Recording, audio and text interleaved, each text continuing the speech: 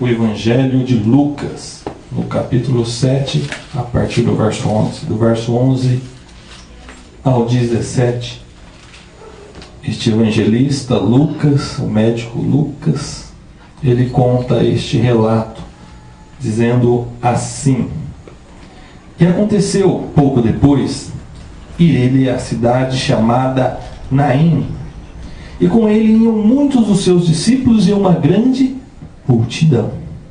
E quando chegou perto da porta da cidade, eis que levavam um defunto, filho único de sua mãe, e era viúva, e com ela ia uma grande multidão da cidade. E vendo-a, o Senhor moveu-se de íntima compaixão por ela, e disse: Não chores. E chegando-se, tocou o esquife, o caixão, e os que levavam pararam, e disse: Jovem, eu te digo, levanta-te. E o defunto assentou-se e começou a falar, e entregou a sua mãe. E todos se apoderou o temor, e glorificavam a Deus, dizendo: Um grande profeta se levantou entre nós, e Deus visitou o seu povo. E correu dele esta fama por toda a Judéia e por toda a terra circunvizinha. Nós sabemos que o Senhor Jesus Cristo, ele, como homem, nasceu em Belém. Porém, ele foi criado numa cidade chamada Nazaré. Era uma cidade pobre, de aproximadamente 5.000 habitantes. A maior parte das casas nessa cidade de Nazaré era na encosta de morros. Na encosta de morros, tipo a gente vai, olha pela televisão no Rio de Janeiro, aquelas favelas no morro. Era mais ou menos assim essa cidade de Nazaré. As pessoas lá, elas eram mal vestidas, elas não tinham grande poder financeiro, então eram pessoas pobres, era um lugar muito pobre. Então as pessoas tinham uma má visão daqueles que habitavam em Nazaré, daqueles que moravam em Nazaré. Eles tinham eles como os marginais, eles marginalizavam os habitantes de Nazaré, pelo fato da pobreza, pelo fato do lugar, da região, das pessoas. Era uma região desprezada. E os homens de lá, realmente, eles também não eram muito fiéis às leis e às tradições da religião da época. E Jesus foi criado lá, no meio deste povo. Porque se a gente olhar por toda a Bíblia, Jesus sempre vai na contramão das nossas ideias. Jesus, ele foi na contramão da religião. Hoje, no mundo, nós somos cristãos. Só que no mundo existe dois tipos de cristianismo. Existe o cristão religioso, ou o cristianismo religião. Porque no mundo nós sabemos que tem basicamente 3 ou 4 grandes religiões: cristianismo, judaísmo, hinduísmo, o islamismo são as maiores religiões, e o cristianismo é uma delas. Então existe o cristianismo religião. Mas Jesus não caminha neste cristianismo religião. Jesus caminha na contramão, porque existe também o cristianismo de pessoas que têm uma nova vida, de pessoas que apenas aderiram não uma religião, mas um novo estilo de vida, de pessoas que, como foi dito aqui, que não se conforma com as coisas deste mundo, que não aceita aquilo que o Saulo disse, que é muito importante. Hoje o sistema está controlando a massa. Hoje a mídia, a televisão, que é administrada pelos senhores do mundo, Qual que é a ideia deles? É hipnotizar, é transmitir a mensagem deles, é fazer você se acostumar com a ideologia deles, com o formato deles. Então, só que Jesus, ele veio na contramão de tudo isso, e nós temos que ir na contramão de tudo isso, renovando o nosso entendimento. E este fato, Jesus, esse texto que eu li, Jesus caminhava-se para Naim. E Jesus nasceu nesse Nazaré, nessa cidade marginalizada, uma cidade muito pobre. As pessoas chegaram até a dizer, você pode ler lá em João 1,46, as pessoas diziam, pode vir alguma coisa boa de Nazaré? Então Jesus, como vinha de lá, eles questionavam, eles duvidavam, eles não criam nisso. E Nazaré era uma cidade próxima de Naim. Se vocês olharem no mapa, vocês vão ver que é muito próximo. E vocês vão ver, por exemplo, lá nesse versículo 7, que as notícias corriam pelas terras circunvizinhas. Da mesma maneira que a fama de Jesus corria, a fama também dele de não ser algo bom, entre aspas, a vinda de Nazaré, com certeza estava sobre Naim. Então Jesus não tinha uma boa fama pelo fato de ser de Nazaré, que era um lugar marginalizado por eles. Então Jesus não tinha essa boa fama, mas Jesus dirigia-se a Naim, só que ele dirigia-se vindo de Cafarnaum, onde ele também tinha realizado uma grande obra. Naim hoje é uma vila muito pobre. Se vocês pesquisarem, vocês vão ver que hoje, infelizmente, é uma terra apenas habitada por árabes. Não existe cristãos lá. É apenas os árabes dominaram a terra de Naim. Não existe família cristã. A única coisa que existe lá é uma igreja católica e que existe uma grande pintura nela tipificando este milagre que Jesus fez em Naim. Ou seja, existe uma marca registrada lá do que Jesus fez, apesar de não ter família cristã. Existe esta igreja católica com esta pintura da ressurreição do filho da viúva de Naim. Então, após o Sermão da Montanha, Jesus foi para Cafarnaum, onde ali ele destacou a fé de um centurião. Centurião não era judeu. Centurião, ele era da guarda romana. E ele destaca a fé dele falando que nem todo Israel... Olha Jesus mais uma vez na contramão. Ele destacando a fé de quem não era de Israel. Que coisa. Ele disse, nem Israel viu tamanha fé. E ele destacando ali a fé. E Jesus entra em Naim, também indo sempre na contramão do que o povo vem, do que a massa vem, e Jesus indo para a cidade de Naim.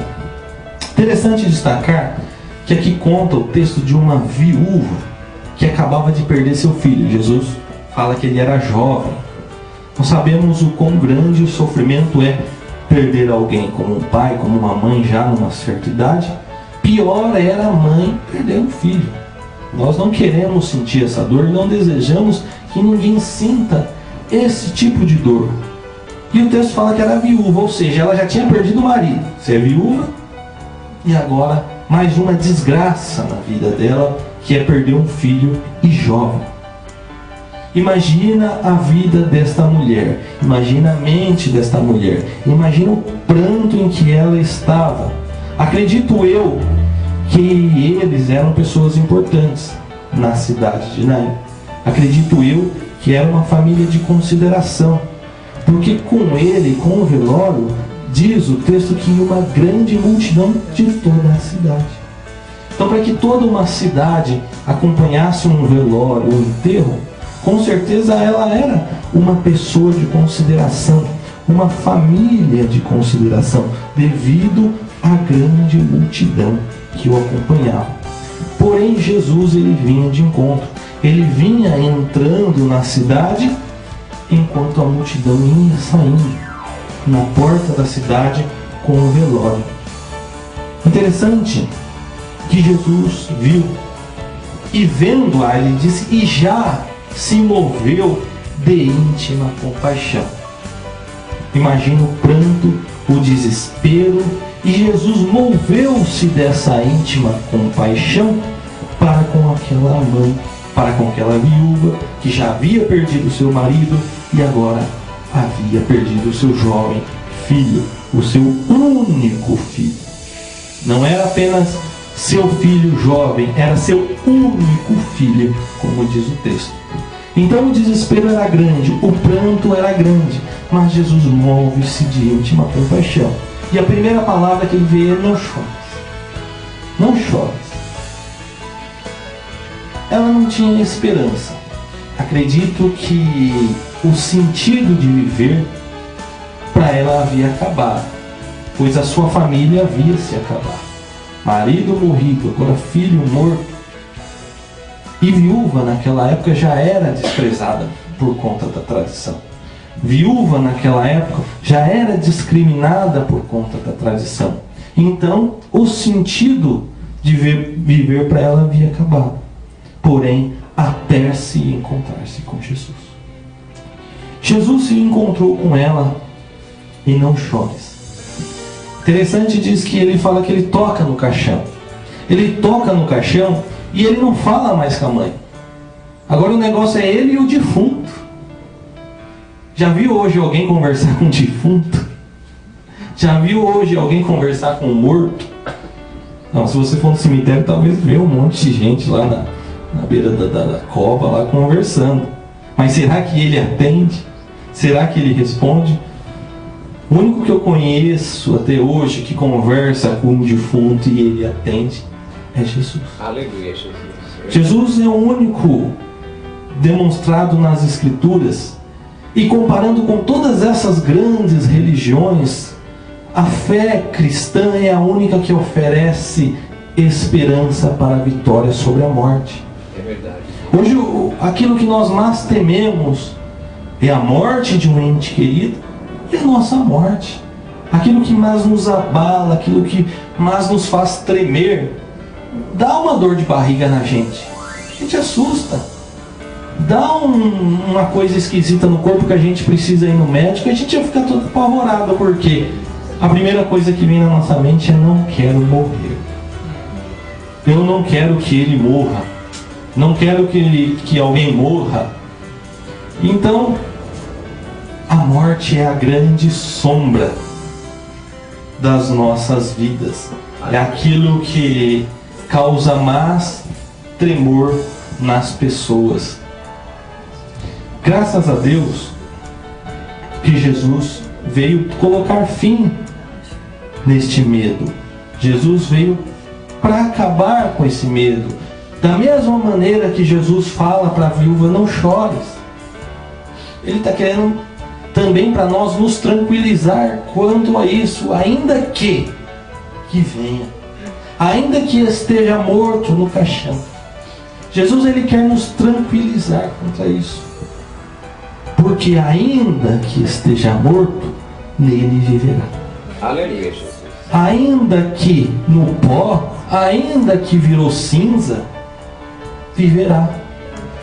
Às vezes as pessoas falam: mas como pode ressurgir do pó? Nós cremos que Deus nos criou do pó. Não teria ele poder para também nos tornar a viver do pó? Quem crer num Deus Criador que tem poder para criar, também tem poder para refazer aquilo que foi desfeito. E essa é a nossa fé e essa é a nossa esperança na ressurreição. E essa é a esperança que Jesus trouxe para a viúva de Naim. Pois ele toca no caixão e ele olha para o jovem e diz: jovem, eu te digo, levanta. E o texto diz: imagina uma grande multidão que acompanhava Jesus, uma outra multidão que acompanhava o velório. E Jesus diz para o defunto: jovem, eu te digo, levanta-te. E o texto diz: e o defunto assentou-se e começou a falar. Acredito eu que ele dirigiu a sua mão. Acredito eu que as palavras ele dirigiu a sua mão. Porque naquele grande sofrimento, naquela grande tristeza, o defunto levantou Interessante neste texto também é que a multidão que acompanhava o velório começaram a glorificar a Deus, começaram a dar glória a Deus, e eles diziam: aquele homem de Nazaré, aquele homem marginalizado, aquele homem que tinha aquela má fama, hoje a fama dele é outra. Chegou-se um grande profeta, Deus nos visitou, e esta fama correu. Aquela má impressão que eles tinham de uma pessoa que morava numa vila pobre desapareceu por uma demonstração de poder do Senhor Jesus.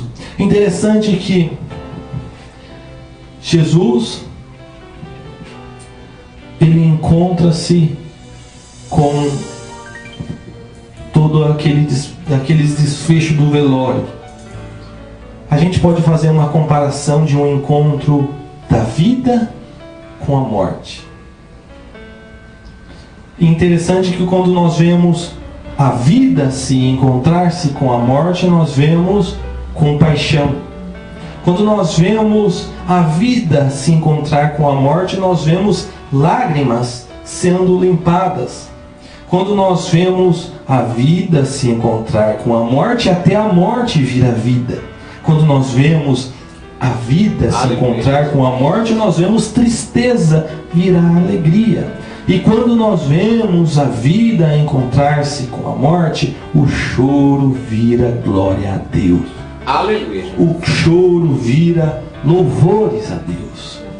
Às vezes nós não entendemos algumas situações que passamos. Às vezes nós não entendemos alguns sofrimentos que vivemos.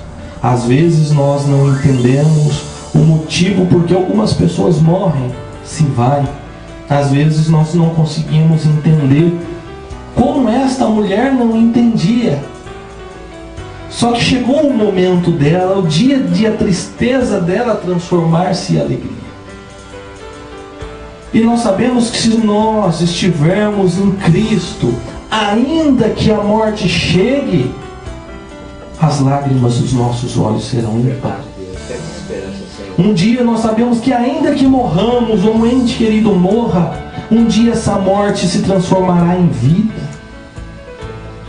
Ainda que pessoas que morreram aí eu não sei quantos anos atrás e receberam Cristo na sua vida, nós sabemos que eles voltarão do pó a viver. E ainda que as nossas esperanças, ainda que aquilo que nos dá motivação para viver tenha acabado, quando nós encontramos com a vida, tudo ressurge, tudo renasce. Por isso que cristão, não o cristão religioso, mas o cristão que adota esse novo estilo de vida, independente das circunstâncias, independente dos momentos difíceis, está sempre dando glória a Deus, está sempre cantando louvores a Deus, está sempre dando honra e glória, e em tudo dando graças, porque ele sabe que aquele momento é passageiro, ele sabe que aquilo é momentâneo, que aquilo vai acabar, e que um dia Cristo voltará para colocar o fim nas tristezas, nas desgraças. A esperança do cristão não resume só nessa vida, mas está na eterna. Que graça teria eu apenas pensar nessa vida, se eu posso ser atropelado ali amanhã e morrer? Aleluia. Que sentido tem eu apenas planejar esta vida, tendo que isso faz parte, planejar um bom emprego, planejar uma boa casa, planejar o futuro para os meus filhos, faz parte, mas que sentido faz se eu apenas planejar isso e não planejar a vida eterna? É verdade, Deus. Porque eu posso morrer amanhã tendo tudo planejado. Ou Jesus pode voltar hoje tendo eu tudo planejado, mas se a vida eterna não faz parte dos meus planos, tudo vai por água abaixo. É verdade. Tudo acaba, tudo vira pó. E o único que tem poder para transformar morte em vida é Jesus. Amém? Amém. Essa mensagem que eu quero deixar no coração de vocês. Glória a Deus. Ainda que tudo esteja difícil, Aleluia. ainda que as circunstâncias, digam não, Jesus, Ele nos dá uma nova visão. Ele nos dá uma nova visão da vida. Porque eu olho ali, eu vejo uma parede, mas em Cristo eu vejo além da parede. Eu não vejo apenas, porque isso se chama fé. E a Bíblia diz que fé, ele é o firme fundamento das coisas que não se veem, mas das que se esperam. Aleluia. E a Bíblia diz que sem fé é impossível. A fé é o firme fundamento. O fundamento é alicerce, é estrutura. E não é a fé em qualquer coisa ou em qualquer lugar, porque Paulo diz que o fundamento é Jesus, mas é a fé em Jesus.